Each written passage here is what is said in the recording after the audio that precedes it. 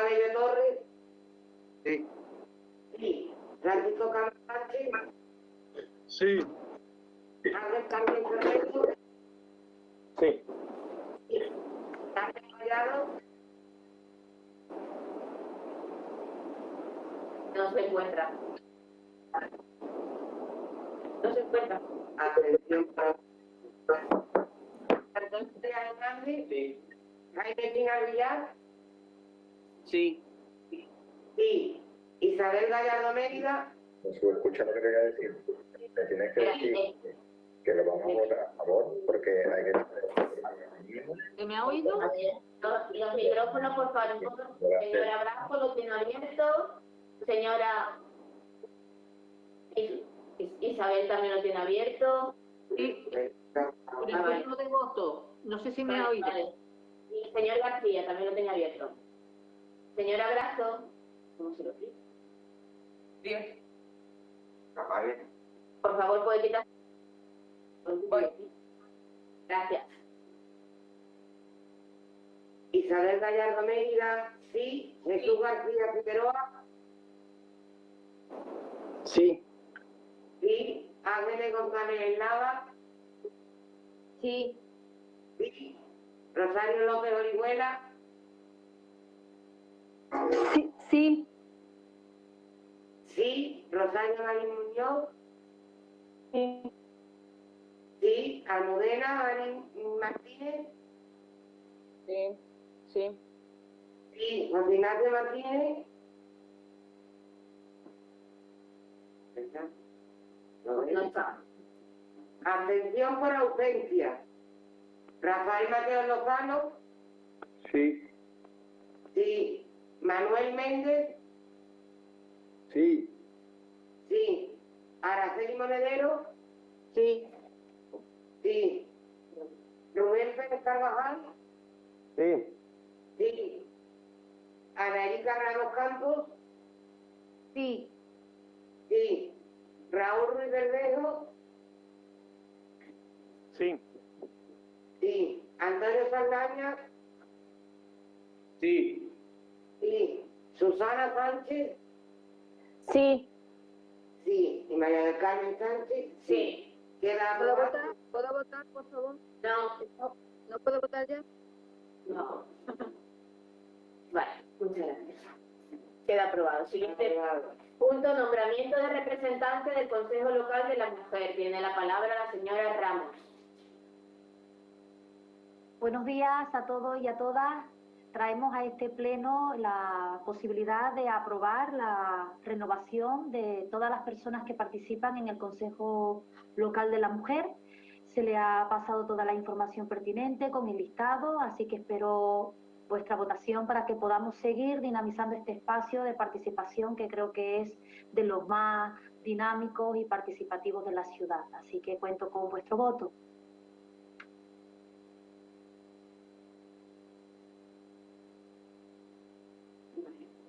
¿Algún grupo desea intervenir? ¿No? Pasamos a votación.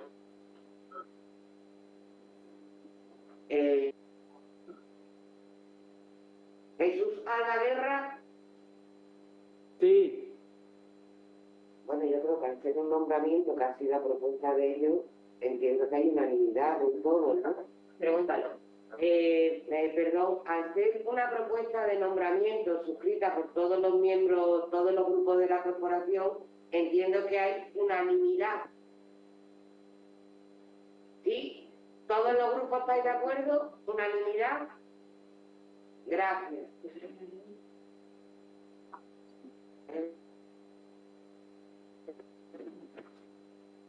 No. ¿Vale? Pues seguimos. Punto número 10. Aprobación del reglamento orgánico del Tribunal Económico Administrativo del Ayuntamiento de Jerez. María, si quiere mayoría. Señora Álvarez tiene la palabra. Gracias, señora presidenta. Traemos al Pleno en la aprobación inicial del reglamento del nuevo tribunal que queremos poner en marcha. Para explicarle a las personas que nos están viendo, es un tribunal que desde el año 2009, que fuimos declarados población de municipio de gran población, teníamos que haber puesto en marcha. Es un tribunal que lo que viene es a dar un paso más, una instancia más a las personas que quieren hacer una reclamación tanto económica como tributaria. Un tribunal administrativo que va a garantizar las posibilidades de defensa de la ciudadanía y además que no va a suponer un coste para las personas que puedan poner una reclamación al Tribunal Económico. Es decir, lo que hacemos es incluir una instancia más. Las personas que no estén de acuerdo van a poder seguir poniendo sus recursos de reposición. Después del recurso de reposición, actualmente tendrían que irse a sede judicial con los costes que sabemos todos que suponen procuradores y abogados, pues en vez de tenerse que ir a sede judicial, van a poder reclamar a este tribunal administrativo. Una vez que el tribunal administrativo resuelva, seguirán teniendo la opción, la ciudadanía, de poderse ir a la sala judicial. Por lo tanto, lo que hacemos es garantizar mayor participación, mayor defensa a todas las personas en casos de reclamaciones económicas y tributarias. Es verdad que se tenía que haber puesto en marcha desde el 2009, estamos trabajando para iniciarlo lo antes posible, por eso es por lo que yo pido el apoyo al Pleno para que este tribunal que garantice, que dé un paso más a las garantías de las personas, se ponga en marcha lo antes posible. Muchas gracias. ¿Algún grupo desea intervenir? Señora González. Gracias, señora presidenta. Bien, nosotros, en cuanto a que este procedimiento y este órgano agiliza y además abarata cualquier reclamación que alguien pueda tener en materia de contratación, pues nos parece bien. Entonces vamos a apoyar la propuesta. Lo que sí decirle, señora Álvarez, que usted sabe que a nosotras nos gusta pues tener las cosas con tiempo como para poder escudriñar bien la documentación. No ha sido el caso en esta ocasión. Confiamos porque, me repito, creemos importante este órgano. De hecho, le doy la enhorabuena porque lo tecamos, porque nos parece importante y era, bueno, sabemos que antes estábamos adheridos al de Diputación, pero que está bien que lo tengamos nosotras un órgano propio en el Ayuntamiento, era necesario desde hace tiempo y bueno, en ese sentido le doy la enhorabuena. Pero bueno, sí que el reglamento seguramente, como todo, es mejorable y hubiéramos podido aportar.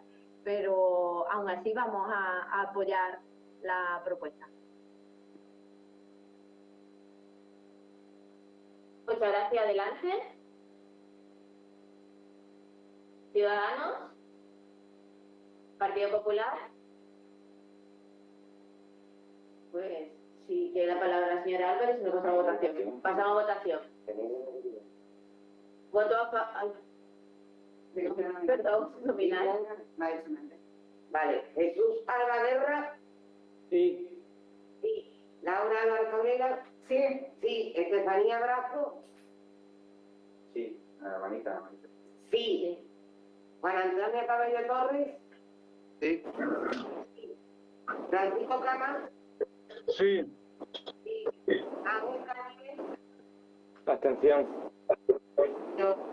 Carlos Collado. Sí. Sí. José Antonio Díaz. Sí. Abstención. Abstención. Isabel Gallardo. Sí. Sí. Jesús García. Sí. Sí. Ángel González Nava. Sí. Sí. Rosario López Orihuela. Sí. Sí. Rosario Marín Muñoz. Abstención. Abstención. Almudena Marina Martínez del Junco. Abstención. José Ignacio Martínez Moreno. Abstención. Abstención. Rafael Mateo Lozano. Abstención. Perdón. Manuel Méndez Asensio. Sí. Sí. Araceli Monedero Rojo. Abstención. Abstención. Rubén Pérez Carvajal. Sí. Sí. Ana Erika Ramos Campos. Sí. Sí. Raúl Ruiz Verdejo, Abstención. abstención. Antonio Saldaña Moreno, Abstención. abstención. Susana Sánchez Toro, Abstención. abstención. María del Carmen Sánchez, Sí. Perdón, señora presidenta. Señora Sí. presidenta. Sí. Señora presidenta, mire, es que mi voto es abstención, abstenerme. Lo único que pasa que al decir Rosario López Orihuela he dicho que sí a mi nombre, pero no a la votación. Por si usted lo puede cambiar, si es posible. No es posible. Pues tendré más cuidado. Vale, gracias.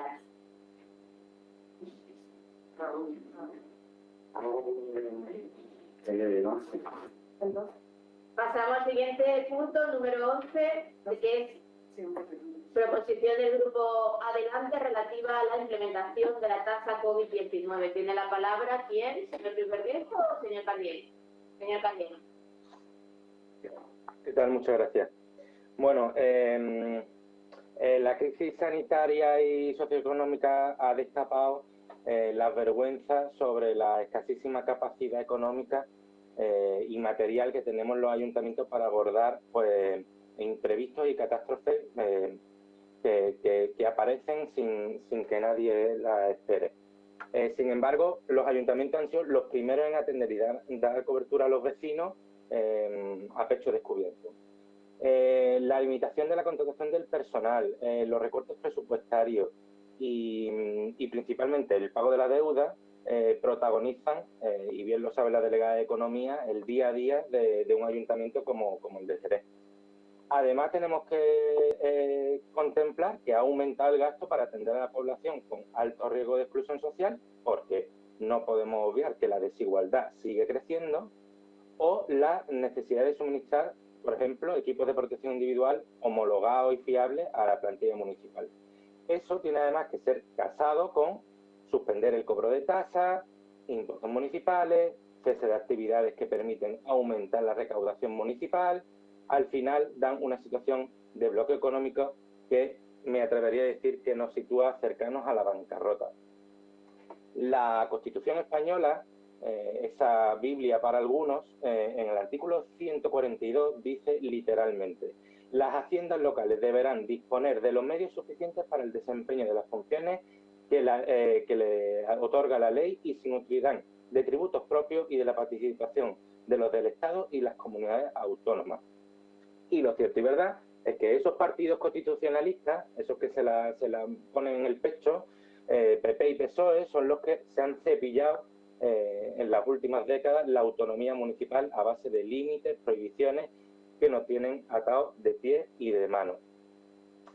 Creo que es hora de que busquemos nuevas salidas a la crisis. Si bien en la anterior crisis la salida fue apretarnos el cinturón las clases populares y dar manga ancha a las grandes fortunas, creo que es hora de que esta crisis la hagamos en el sentido inverso y proponemos crear una tasa europea de emergencia para atender las necesidades que el COVID-19 ha dejado y sigue dejando a su paso. Y para eso es imprescindible que las grandes fortunas y las multinacionales pues se aprieten el cinturón ellos un poquito más. A ver si de una vez por todas somos capaces de ponernos de acuerdo por socializar los beneficios y no socializar las pérdidas como se viene haciendo en este país desde las últimas décadas. Si hacemos un análisis un poco más profundo y un poco más global, las grandes fortunas, lo cierto es que cada vez pagan proporcionalmente menos impuestos, no más impuestos, sino menos impuestos. Lo hacen a través de ingeniería fiscal, que se les permiten con leyes que están hechas como un traje de medidas, principalmente por los grandes partidos del régimen, Partido Popular y Partido Socialista, o con paraísos fiscales que permiten la constante evasión y elusión de impuestos, hace que las empresas, las grandes multinacionales, no dejen, hablando rápido y mal, ni un puñetero euro en las arcas públicas. Y después tenemos los problemas que tenemos, entre otros lugares, en las administraciones locales. La Unión Europea calcula que se pierde aproximadamente 1 billón de euros, que es el PIB de España, por evasión y elusión de impuestos. El 99% de las personas cumplimos con nuestras obligaciones fiscales a través de las rentas del trabajo, que suponen un 80% de los ingresos, a través del impuesto al consumo, y sin embargo vemos como las grandes corporaciones eluden sus obligaciones con ingeniería fiscal, que no deja de ser un insulto. Además, para McIntyre, estas empresas suelen ser contratadas porque tienen más capacidad de competir en precios por el sector público. Es decir, que esto ya es el auténtico despropósito. Nos cargamos el tejido empresarial a costa de echar a competir a las grandes empresas que no juegan con las mismas reglas que las demás.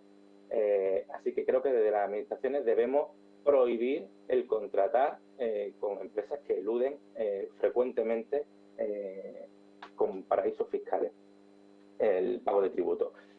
Hay un dato que es escalofriante, y es que desde marzo del 2020, es decir, desde que empieza la pandemia, las grandes fortunas han aumentado un 16% su patrimonio. Es decir, que los ricos han hecho negocio con el COVID. Así de claro, han hecho mucho negocio con el COVID. Le ha venido estupendamente. Su fortuna creció un 15%. Y sin embargo, aquí vemos como el Kiko Narváez no tiene para dar ni una cesta de comida a sus vecinos. Espero el apoyo y que podamos implantar esta tasa COVID a nivel europeo.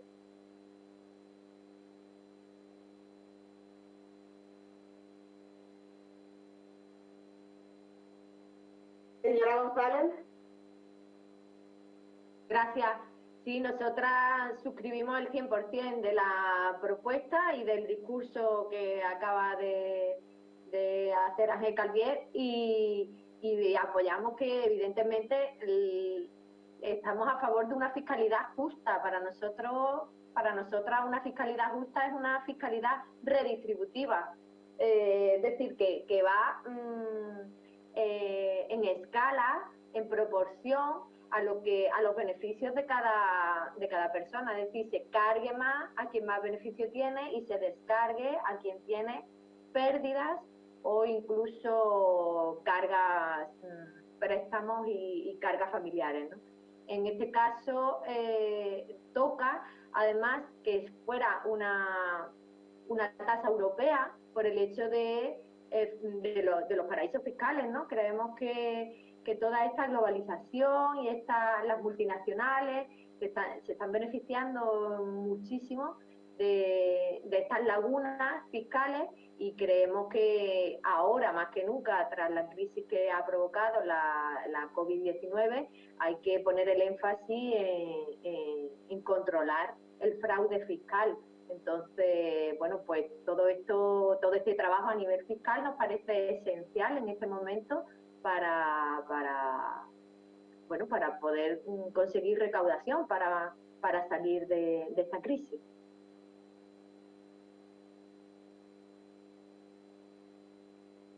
¿El Grupo Ciudadanos? Gracias, señora presidenta. Aunque la propuesta tenga buena fe, al final volvemos a las políticas populistas. Le hago un resumen. Por ejemplo, no se premia el esfuerzo con ese tipo de discurso. Al final los gastos suelen ser siempre superiores a los ingresos. Se utilizan entonces mecanismos de subida de impuestos que al final repercuten, como siempre, en la clase media, que ya casi no existe en España, a las empresas y a los ciudadanos. Se espanta el capital, se destruye el empleo, se abandona o se acaba con el patrimonio y con el ahorro. Aunque haya buena intención, al final sus políticas terminan produciendo todo este tipo de efectos, vamos, que lo hemos comprobado en el pasado y ahora lo vamos a comprobar una vez más. Por ahora eso es lo que puedo leer. Muchas gracias.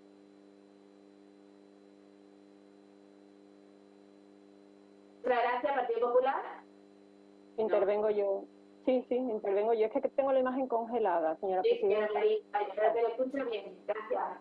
Vale. Mire, señor Cardiel, habla usted de impulsar una ambiciosa reforma fiscal progresiva y solidaria que haga posible un considerable aumento de los ingresos públicos. A mí el simple hecho de que personas de su partido utilicen el término solidario me da pánico, puesto que para ustedes el término solidario tiene un significado totalmente distinto que para el resto de la población. Mientras que para nosotros, para el resto de la población, la solidaridad es compartir entre todos. Para ustedes el término solidario significa compartir lo de los demás, pero nunca lo suyo. Y ejemplos tenemos con el Marqués de Galapagar. No veo yo a inmigrantes en sus chalés ni a personas que hayan perdido vivienda. Ellos animan a ocupar los espacios de los demás, pero lo suyo para él, para no que nadie les entorpezca. No veo tampoco que tengan ustedes comedores sociales impulsados por su formación para ayudar a todas estas personas que lo están pasando mal. Para eso, evidentemente, está Cáritas, está la Iglesia, pero bueno, eso es lo habitual en ustedes, no predicar nunca con el ejemplo. En su texto también hace referencia usted a que debemos de buscar una salida distinta a la austeridad, una financiación de la crisis que sea a través de impuestos progresivos sobre la riqueza y los beneficios y no mediante endeudamiento y recorte. Yo estoy de acuerdo con usted en que no debemos de ser austeros, pero de nuevo la acepción de este término es distinta para ambos. Hay que distinguir lo que es ser austero y ser derrochador. Quizás para usted el gobierno de Mariano Rajoy fue austero porque tan solamente contaba con 12 ministros, un vicepresidente y un presidente, en total 14, mientras que su actual gobierno, del que ustedes participan, el gobierno de Sánchez de Iglesia, tiene 18 ministros, 4 vicepresidentes y un presidente, o sea, en total 23.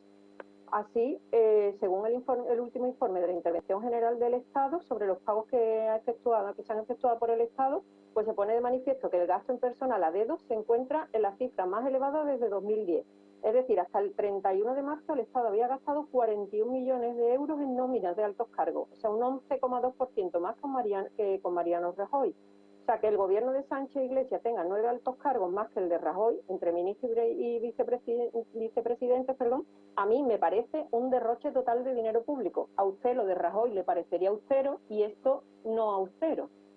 Pues bien, si esto lo trasladamos a toda la esfera pública, lo que se origina es un aumento en el gasto público insostenible. Y la solución debe saber usted que no puede venir solamente por la parte de los ingresos, sino que hay que mirar también al gasto público que se generan en estas estructuras de gobierno, en la que lo único que prima es el reparto de sillones. Si para cuadrar necesitamos 22 ministerios, creamos 22 ministerios. Hay que gobernar, señor Cardiel, con responsabilidad, con un proyecto de futuro, con estructuras que permitan que el actual derroche en altos cargos se minimice y que ese dinero se pueda emplear en ayudar a todas estas personas que lo están pasando mal en esta pandemia, que han visto cómo perdían sus puestos de trabajo y cómo algunos tenían que acudir a comedores sociales por primera vez. No podemos, por tanto, fijarnos solamente en la pata de los ingresos, sino que hay, en la pata de los ingresos, sino que hay que, es tan importante generar esos ingresos, pero luego no malgastarlos. Gracias, señora Rosario. Es que ha terminado su tiempo. En la segunda intervención puede seguir interviniendo. Ha terminado su tiempo.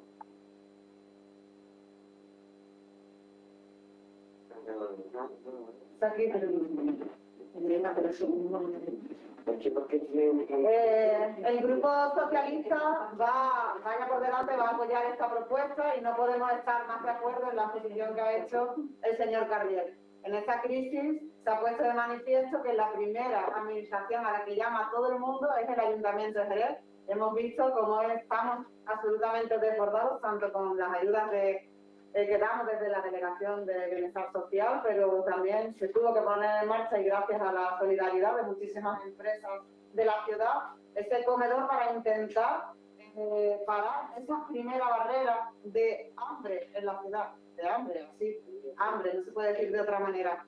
Desde luego es evidente que la aportación no puede ser lineal, que tiene que ser progresiva, que debemos luchar contra esos paraísos fiscales, que no hay que cruzar de continente, que los tenemos en la misma Europa, por eso, por lo que el compromiso de Europa tiene que estar presente, y creemos y entendemos que esta tasa que se plantea debe ser una tasa que se ponga en marcha y que desde luego no podemos volver a cometer el error de la última crisis, donde la austeridad se llevó por delante a muchísimas familias que todavía hoy en día no han levantado cabeza. Yo creo que es importante el esfuerzo que está haciendo el Gobierno de España para crear una gran barrera que no deja a nadie detrás, pero evidentemente no solamente con esa propuesta del Gobierno vamos a salir adelante. También necesitamos que los fondos que llegan a las comunidades lleguen a los ayuntamientos, que al final nos hemos convertido en esa primera puerta en la que llaman los ciudadanos y las ciudadanas. Por lo tanto, nuestro voto a favor, y comparto plenamente el discurso del señor Cardiel. Muchas gracias. Muchas gracias, señora Álvarez. Cardiel para primera vuelta. Señor Cardiel. Sí, Bueno, a ver, sinceramente, señora Marín, de una doctora en Ciencias Económicas y Empresariales, me esperaba un discurso bastante más profundo en términos económicos que el que usted acaba de dar, que con todo el cariño me ha parecido un mamarracho de exposición la que usted ha hecho. Para empezar, yo es que no estoy gobernando en el país, ¿sabes? Adelante Jerez no gobierna en este país. Pero es que además le voy a arrebatar más de las cuestiones que ha dicho. Habla usted de que no nos hemos preocupado por los comedores sociales. ¿Ha tenido usted la desfachatez de verse el plan de rescate social que ha presentado adelante Jerez a este municipio? A su ciudad, porque incluye una de las primeras medidas la creación de una cocina pública. ¿Lo ha visto usted o es que estaba hablando por hablar y le han dado el argumentario hecho? Sin embargo, ¿qué ha hecho el Partido Popular? Dar bonos de cheques para comprar el pan. Mira, perdona, eso no es solidaridad, eso es caridad y además de la asquerosa. Eso es lo que ha hecho el Partido Popular de Jerez. Habla usted de dar ejemplo. Mira, nosotros tributamos, y usted y yo, con nuestras rentas del trabajo, como el 99% de la población en este país. Eso es dar ejemplo, pagar tributos como lo pagamos todos y todas. Sin embargo, ustedes lo que han hecho es regalarle a la banca 65 millones de euros. 65 mil millones de euros. Eso es lo que han hecho ustedes, regalárselo a la banca y no pedirle ni un puñetero euro. Me voy a meter con las empresas tecnológicas. Amazon, Netflix, Google, Globo, Cabify, PayPal, todo eso. Fíjate, el caso de Netflix, que seguramente le suene y hoy se vean un par de capitulitos cuando acabe el pleno. Han pagado en Holanda, esos que no nos quieren pagar nuestro ingreso mínimo vital, han pagado en Holanda 5.500 millones de euros en tributo. ¿Saben cuánto han pagado en España? Medio millón. Y Amancio Ortega hoy, en julio, antes de una ola de calor, en julio del 2020, es 8.600 millones, más rico que en marzo. No que tenga 8.600 millones, sino que es 8.600 millones de euros, más rico que hace 4 meses. Y aquí la gente comiéndose los mocos. Y me habla usted del chalet de Galapagar, pero de verdad, sois rastrero, que lo primero que habéis hecho cuando habéis llegado al gobierno de la Junta de Andalucía es cargaros el impuesto de sucesión y transmisiones para personas, para patrimonio de más de 1 millón de euros, que le habéis librado de impuestos a los terratenientes. ¿Qué me está hablando de solidaridad? ¿De qué me está hablando de Cáritas? Si es que no contribuís en nada para mejorar la vida de las clases populares, si es que no contribuís en nada. Y sinceramente, bueno, el discurso de Ciudadanos es que ni he alcanzado a entenderlo. La verdad, sinceramente, ni he alcanzado a entenderlo. Cuando hablamos de Constitución también hablamos de una progresividad en los impuestos. Y eso es lo que estamos reclamando.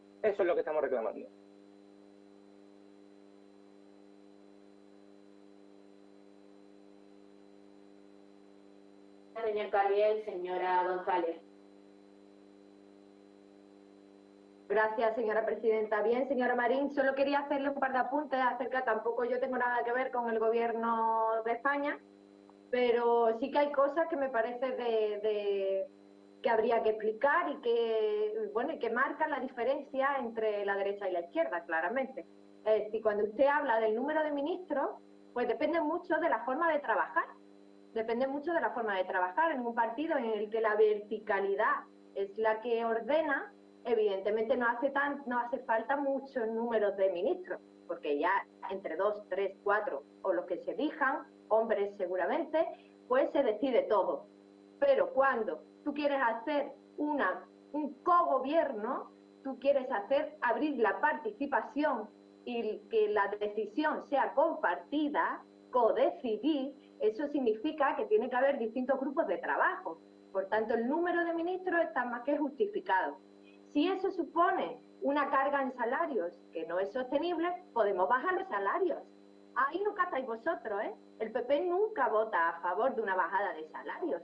Por ahí podríamos reducir, podemos tener más ministros, podemos tener más concejales, podemos tener más gente trabajando y, sin embargo, rebajar el número, los salarios, tanto de los ministros como de los asesores ADEO, como ha llamado usted. Y les recuerdo más, en este ayuntamiento usted ha votado a favor de la subida de salario a cambio de tener más asesores ADEO. Entonces, usted no a favor, perdón, abstención. Usted no ha estado nunca en contra de bajar los salarios. nunca, ni tampoco en contra de aumentar el número de asesores. ¿Y quiere que le recuerde cuál era el salario de la señora García Pelayo en este ayuntamiento? ¿Se lo recuerdo? Se lo puede usted preguntar al señor Saldaña, que lo sabe muy bien.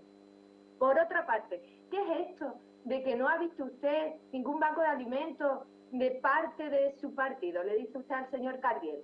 ¿Qué es esto de politizar la solidaridad ciudadana? ¿Por qué habla usted de Cáritas y se siente usted identificada? ¿Es que acaso Cáritas responde a algún criterio político? Yo no lo creo, pero además no debería. Pero además usted públicamente tampoco debería decir eso.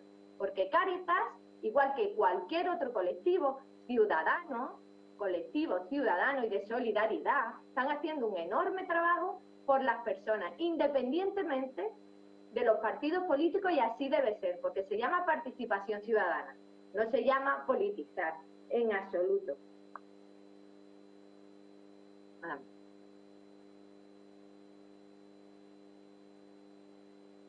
¿Los ciudadanos? Muchas gracias, señora presidenta. Señor Cardiel, le explico un poco por si no me ha entendido. Yo no hablo de austeridad, que no me lo ha dicho, por cierto. Yo hablo de hacer una buena gestión, de que no despilfarremos el dinero, de que hagamos las inversiones y perduren en el tiempo, no se quede perdida. Vosotros yo creo que estáis en contra de los ricos, que no queréis que haya más ricos. Nosotros lo que no queremos es que haya más pobres. Y al final la realidad es que ese tipo de políticas que vosotros queréis presentar terminan castigando a la clase media. Si es que se está viendo una y otra vez. Llegan al poder ese tipo de políticas, pasan y estamos en una crisis. Entonces, no me quiero meter con su partido, ni mucho menos, ni con una mentalidad, sino simplemente no habrá que darle una vueltecita de tuerca a ese modelo. O sea, es que es inasumible, o sea, es que una y otra vez vamos al pozo. Entonces, yo lo que quiero explicar, nosotros desde Ciudadanos, desde luego hablamos de gestión, de buenas inversiones, de que no se despilfarre y, por supuesto, claro que sí, hay que mantener el aspecto social y para nosotros es un valor que la sociedad no esté dividida entre pobres y ricos, pero sus políticas al final terminan haciendo que vayamos al desastre. Simplemente es lo que le quiero explicar. Muchas gracias.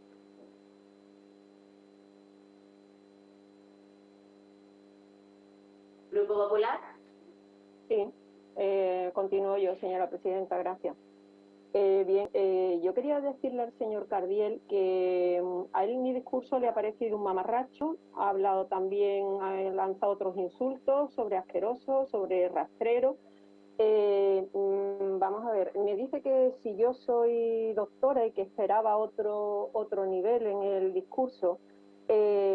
Los doctores tenemos la capacidad de adaptarnos a la audiencia que tenemos delante. Entonces, si él no alcanza a entender el discurso de Ciudadanos, pues evidentemente yo me tengo que adaptar a lo que tengo delante y tengo que realizar un discurso pues con eso. Es por ello, por lo que lo he hecho de esta manera. Yo evidentemente sé adaptarme a distintos niveles.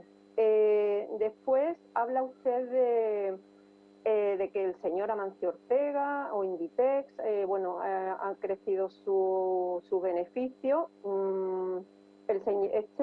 Y ha hablado antes de socializar beneficios. Yo creo que mucha parte de los beneficios se han socializado, se han utilizado canales de distribución de Inditex, por ejemplo, para traer material sanitario en tiempos de pandemia. Es decir, que no solamente las grandes empresas hacen cosas malas y hay que quitarle todo el dinero a las grandes empresas. Yo estoy de acuerdo con que haya que tributar en la medida justa, pero lo que no se puede es desincentivar la economía. Como le iba diciendo antes, es tan importante generar ingresos como luego no malgastarlos. Otra forma de conseguir incrementar los ingresos del Estado es fomentando el crecimiento de la actividad económica. Si la economía funciona, si se genera empleo y se crean empresas, el sistema se sostiene y la economía del estado de bienestar no peligra. Para ello hay que hacer políticas por parte de los gobiernos encaminadas a conseguir tales objetivos. Lo que no se puede pretender y nunca funcionará es obsesionarse con quitar a los que tienen capacidad de crear riqueza y empleo aquellos recursos que le permitan hacerlo. ¿Para qué? Pues para algo tan improductivo, por ejemplo, como crear el Ministerio número 23 o poner otra garita de la Guardia Civil o de la Policía Nacional, la que se le antoje en cada momento al señor vicepresidente, custodiando la mansión. Es de sentido común que todos debemos de participar en los tributos, en el sostenimiento del sistema, pero lo que no se puede es implantar un sistema con una presión fiscal tan alta que desincentive la inversión productiva y que sea un sistema confiscatorio. No debemos perder de vista que estamos en una economía globalizada en la que la deslocalización de empresas se lleva a cabo en función de criterios de este tipo. Por tanto, es necesario crear confianza en nuestro sistema, un sistema de tributación justo en el que las empresas se sientan atraídas a instalarse en nuestra región y en nuestro país. Como ya le comenté en una ocasión anterior, la curva de Laffer nos muestra cómo el aumento de la presión fiscal no siempre consigue mayores ingresos. Es por ello por lo que no consideramos oportuno implementar esta tasa COVID, ya que consideramos que causaría un perjuicio en la reactivación de la economía que tan necesaria es en estos momentos, y lo que traería sería más pobreza.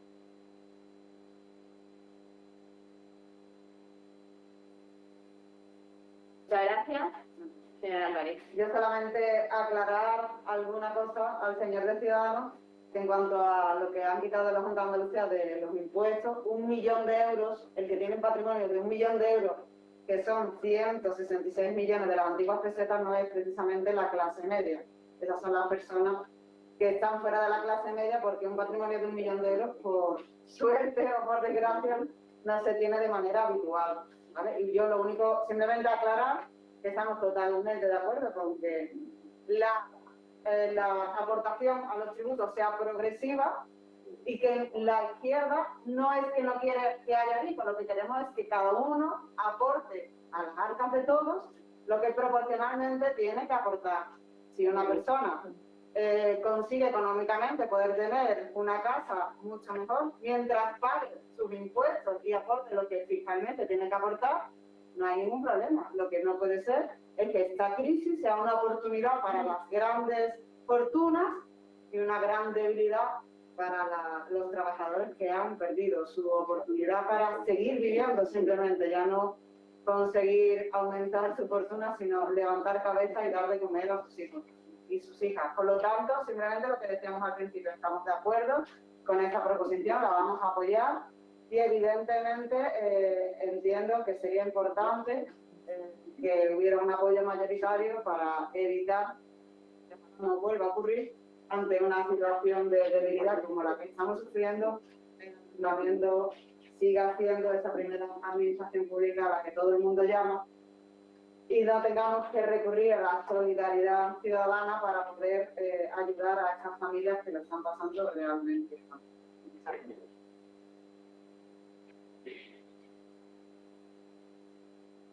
Señor Carriel. Sí. Mire, señora Marín, usted, en otras mociones que hemos traído y demás, siempre suele traer que las políticas económicas que nosotros queremos aplicar generan pobreza, ¿vale? Supongo que con datos que usted maneja, que no sé por qué, pero bueno, lo cierto es que la desigualdad en este país y en esta tierra no ha dejado de crecer. No ha dejado de crecer y es lo peor que le puede pasar a una democracia. Yo, por lo menos en esto, espero que estemos de acuerdo. Estamos de acuerdo de que los ricos cada vez son más ricos y los pobres cada vez más pobres y que eso genera un problema democrático gravísimo, gravísimo. Usted habla de que queremos robar, no sé cómo lo ha expresado, que queremos quitarle todo a los ricos. Perdone, mira, ni nosotros estamos en contra de los ricos, lo que estamos en contra es de que no tributen. Porque es que no tributan. Hace no mucho, el grupo mixto Ganemos trajo una moción sobre la SICAP, sobre la ingeniería fiscal que tienen las empresas para evadir impuestos, para no pagar impuestos. Es que ustedes al final hacen la trampa y por eso, sinceramente, les esperaba un discurso más profundo. ¿Ustedes de verdad creen que con el 99% de deuda, o sea, nosotros tenemos una deuda en el país que es el 99% del Producto Interior Bruto? Es decir, toda la riqueza que genera España en un año se lo debemos a otras personas. O sea, estamos en una situación crítica. Y el problema de eso es que hay 6 o 7 ministerios más. Venga ya, hombre, venga ya, vamos a ser serios, vamos a ser serios. Lo que estamos diciendo es que las grandes fortunas no tributan, no que tributen, que no tributan, que mientras están pagando 5.500 millones de euros en Holanda, que no nos quieren pagar el ingreso mínimo vital, entre otras cuestiones, aquí pagan medio millón de euros. Eso es lo que estamos hablando. Eso es lo que estamos hablando. Y que el Partido Popular, cuando tiene posibilidad, crea una ley de amnistía fiscal. Hace de tapadillo con la evasión fiscal, por ejemplo, en el mundo del fútbol. Le regala a los bancos 65.000 millones de euros y no les pide nada. Esa es la política económica que ustedes quieren. Y claro, es que ahora no tenemos dinero para dar de comer a nuestros vecinos y vecinas. Ese es el problema. Nosotros no estamos en contra de los ricos, estamos en contra de que los ricos no paguen tributos. Porque si tú miras la nómina de cualquier trabajador, de cualquier vecino y vecina, paga un 20 y pico% seguramente de IRPF. ¿Cuánto pagan las multinacionales? No llega ni al 2%, ni al 2%. Y después Ciudadanos, que se arroja tanto en la defensa de los autónomos, después, cuando tiene que defender los intereses de ellos, se ponen del lado de los grandes ricos. Entonces, ¿de qué lado están ustedes? ¿A quién representan ustedes? ¿A las empresas o a los vecinos y vecinas que le han votado? Yo creo que ustedes están representando a la banca y a las grandes multinacionales, y sinceramente es muy triste que en un plano municipal se pongan del lado de quien no tributan impuestos.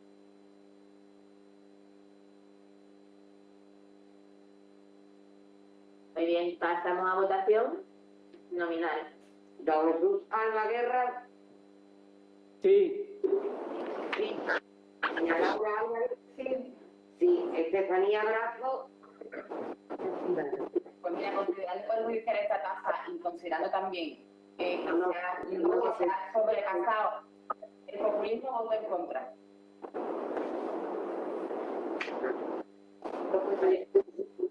Por favor, la secretaria me dice que solo puede intervenir para decir sí.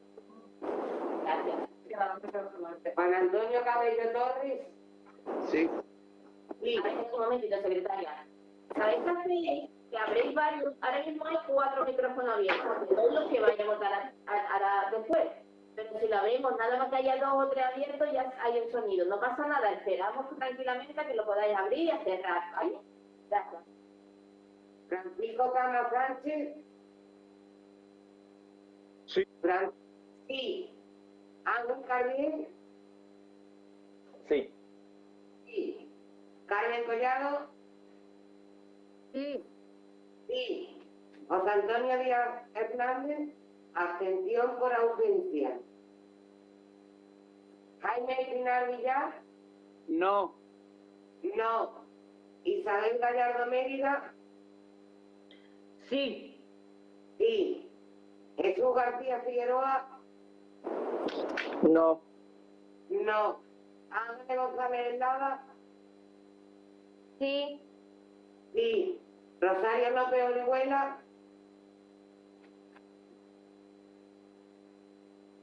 No. No. No. Rosario Marín. No. No.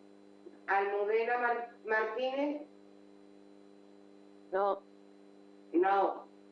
José Ignacio Martínez Moreno. No. No. Don Rafael Mateos. No. No lo veo. Sí. No. Don Manuel Méndez. En contra. No. Araceli Monedero. ¿Cómo? Araceli Monedero Rojo. Sí. Aquí está bueno. Rubén Pérez Carvajal. Sí. Ana Erika Ramos Campos. Sí. Sí. Raúl Ruiz Bermejo. Por supuesto que sí. Sí. Antonio Saldaña. No. No. Susana Sánchez Toro. No. No. María del Carmen Sánchez. Sí. Aprobado.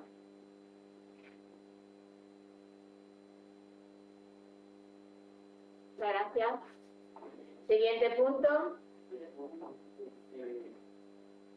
Número 12, de Adelante Jerez también, sobre coeficiente reductor en la jubilación anticipada. Señor Carrier. No, yo. Vale, señora Manedero. Sí, bueno, actualmente la Ley General de Seguridad Social, aprobada por el Real Decreto Legislativo 8/2015 de 30 de octubre, en sus artículos 207.2 y 208.2, determina que a toda persona que se jubile anticipadamente, tanto si es por voluntad propia como por causa no imputable a su libre voluntad, se le aplicarán unos coeficientes reductores en su pensión por cada trimestre o fracción que le falte a la persona trabajadora para cumplir la edad legal de jubilación. Estos coeficientes varían desde 1,87 con menos de 38,5 años cotizados hasta un 1,5% con más de 44,5 años cotizados. De este modo se pueden aplicar reducciones de hasta el 8% por cada año anterior a la edad legal de jubilación, llegándose en algunos casos a una penalización del 40% de la pensión. Sería razonable que si se ha cotizado ya un total de 40 años o más, no se sufriera ninguna penalización o coeficiente reductor, sino que se entendiera que esa persona ya ha contribuido suficientemente al sistema de pensiones. Por otro lado, esta penalización no acaba cuando la persona jubilada cumple la edad legal de jubilación, sino que se mantiene durante toda su vida, lo que no tiene ninguna lógica y lleva al absurdo de que personas que han cotizado más años que otras estén cobrando una menor pensión. A fecha de hoy se estima que son unas 500.000 las personas jubiladas afectadas por estas penalizaciones en el territorio español. En ocasiones se trata de personas que empezaron a trabajar muy jóvenes, algunos incluso a los 14 años, y que después de estar casi toda su vida trabajando deciden acabar antes su vida laboral. O personas que han sido despedidas de sus empresas y que después de estar un tiempo en el paro y no haber encontrado ningún trabajo, se han visto obligadas a pedir esta jubilación anticipada de manera supuestamente voluntaria para poder tener ingresos para vivir, con lo que han de sufrir forzosamente esta penalización en su pensión para el resto de sus días. Además, en esta misma ley existen más argumentos que evidencian el agravio comparativo y la injusticia social que suponen estas penalizaciones vitalicias en las jubilaciones anticipadas con largos periodos de cotización de 40 años o más, y la necesidad de dar solución a esta problemática. Algunos de ellos son el artículo 205.1a, junto a lo establecido en la disposición transitoria séptima, para este año 2020 establece 37 años cotizados como periodo necesario para el acceso a la pensión íntegra de jubilación, con una edad de 65 años. La norma anterior permite para el año 2027 una jubilación anticipada de 2 años sin penalización en los casos de periodos de cotización de 38 años y 6 meses.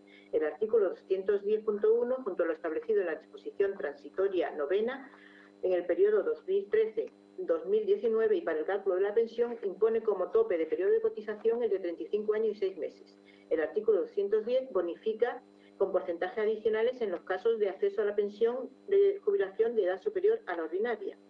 Y por lo tanto, por razones de equidad es necesario que se modifique la Ley General de Seguridad Social. Actualmente, la mayoría de los parlamentos autonómicos del Estado han aprobado iniciativas a favor de esta modificación e incluso se han aprobado sendas propuestas en el Congreso de los Diputados y en el Senado sin que el Ejecutivo las haya tomado en cuenta. Por esto, el Grupo Municipal Adelante trae a este pleno los siguientes acuerdos. Instar al Gobierno a iniciar los trámites para conseguir las modificaciones necesarias en la Ley General de Seguridad Social aprobada por Real Decreto Legislativo 8/2015 de 30 de octubre, para que los casos de acceso a la jubilación anticipada en los que se acredite un periodo de cotización efectiva de 40 años o más sean excluidos de la aplicación de los coeficientes reductores establecidos en el artículo 208 de la citada ley.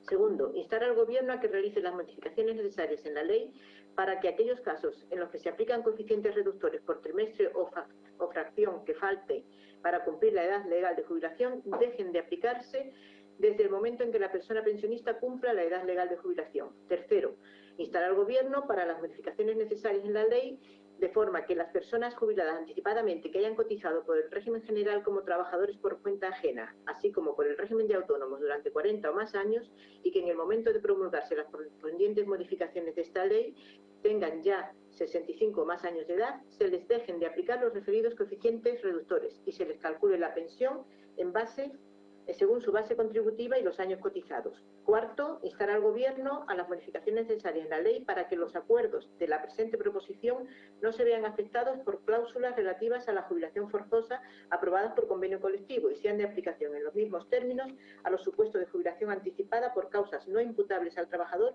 previstas en el artículo 207. Y quinto, dar traslado de este acuerdo a los grupos del Congreso de los Diputados y del Senado, así como a los grupos del Parlamento andaluz. Muchas gracias. Muchas gracias, señora Montenegro. Señora González. Gracias, señora presidenta. Si nosotras vamos a apoyar esta propuesta, nos parece muy oportuna y muy importante.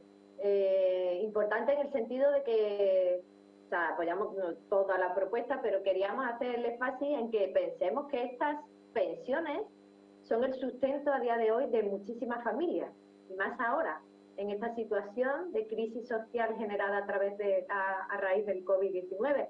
Entonces, creo que en años anteriores los gobiernos han sido bastante facilones a la hora de legislar con esta jubilación, pero creo que ha llegado el momento de ponerse serias y tener en cuenta que es de una importancia vital que estas jubilaciones y estas pensiones sean de una cantidad suficiente, porque a día de hoy suponen el sustento de muchísimas familias. Entonces, por nuestra parte, agradecemos la propuesta y la vamos a apoyar.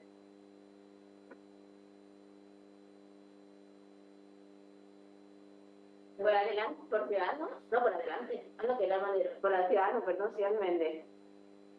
De la manera. Muchas gracias, señora presidenta. Nosotros vamos a apoyar igualmente la propuesta. De hecho, el grupo de Ciudadanos en el Parlamento Nacional ha presentado una PNL para introducir las modificaciones necesarias en la Ley General de Seguridad Social en relación a los aspectos nocivos que tienen sobre la jubilación anticipada estos coeficientes reductores. Porque hemos observado igualmente que se dan situaciones o se da la paradoja que aquellas personas que hayan cotizado más de 40 años pues pueden cobrar una pensión menor que aquella otra que ha cobrado que ha estado cotizando 38 años y por el mero hecho de uno que ha accedido a la jubilación de manera anticipada y la otra justo en la edad de jubilación. Entendemos que es la carrera de cotización y no la edad el indicativo que debe primar para valorar la contributividad del trabajador en el sistema de la seguridad social.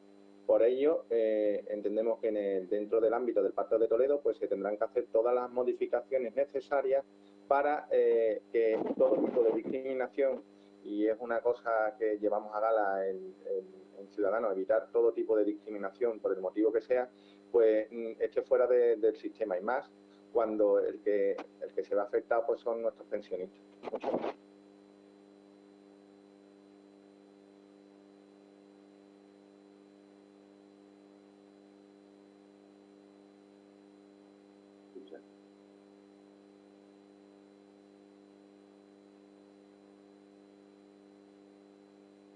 El micrófono del ayuntamiento está silenciado. Vale, perdón. ¿Grupo Popular he dicho?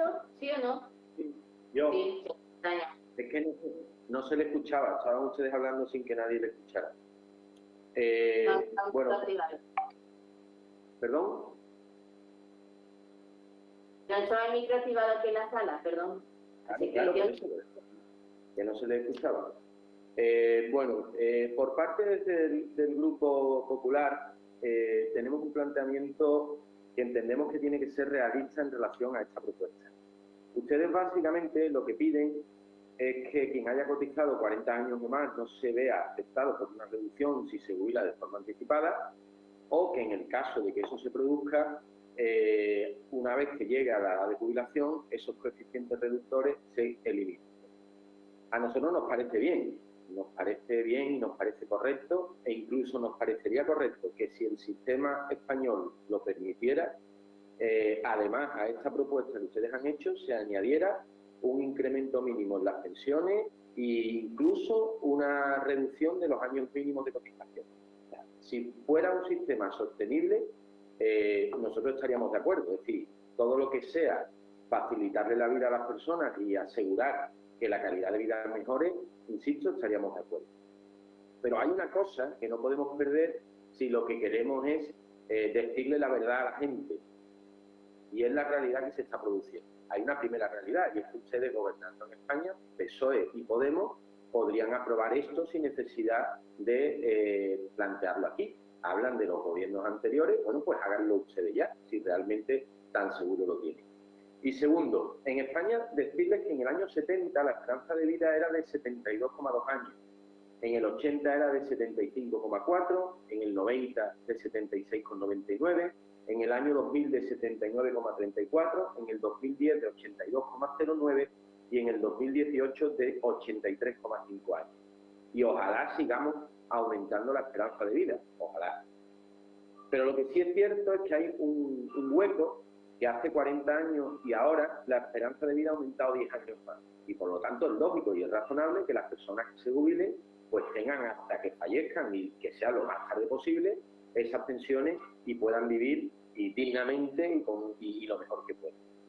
Pero además hay otro dato importante, y es que hace 40 años las personas se incorporaban al mercado laboral con una media de unos 18 años y ahora resulta que nos incorporamos con una media de unos 23 años. Es decir, hay además un hueco de las personas que se incorporan más tarde al mercado laboral. Y además hay un añadido, aunque bien es cierto que hay más personas trabajando porque ha aumentado la población en España, también es cierto que el índice de desempleo hace que haya a día de hoy el menor número de personas trabajando de los últimos 20 años. Ante estas circunstancias, nosotros estamos de acuerdo en el que se eliminen los coeficientes reductores, nosotros estamos de acuerdo en que se garanticen las pensiones, nosotros estamos perfectamente de acuerdo en el que se asegure la revalorización, pero creemos que hay que ser realistas y no hay que engañar a la gente, porque si no habrá una generación completa que sufriremos la estafa de las pensiones toda la vida pagando para nada.